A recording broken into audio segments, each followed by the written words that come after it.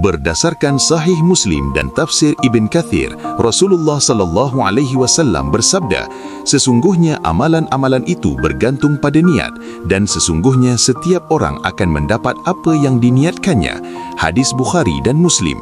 Ini adalah hadis pertama dalam koleksi hadis utama.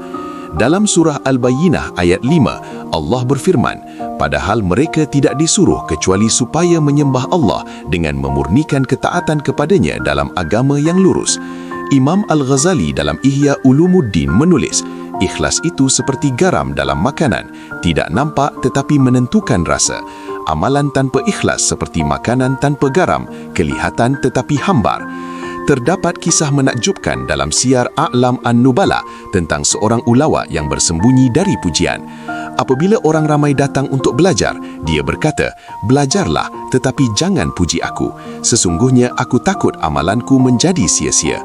Dalam Musnad Ahmad, diceritakan seorang sahabat yang selalu bersedekah secara rahsia. Ketika dia meninggal, ramai orang terkejut mengetahui jumlah sedekahnya. Rasulullah bersabda, inilah orang yang tangannya tidak diketahui tangan kirinya ketika bersedekah. Yang menarik, Rasulullah sallallahu alaihi wasallam bersabda dalam Sunan Ibn Majah, 3 perkara yang membinasakan, kekikiran yang ditaati, hawa nafsu yang diikuti, dan seseorang yang bangga dengan dirinya sendiri. Bangga dengan pujian termasuk dalam yang ketiga. Pengajaran untuk kita, ikhlas sejati adalah ketika kita tidak sedar kita ikhlas. Pujian manusia sering menjadi ujian keikhlasan. Subscribe sekarang juga untuk pembelajaran tentang pemurnian niat dalam beramal.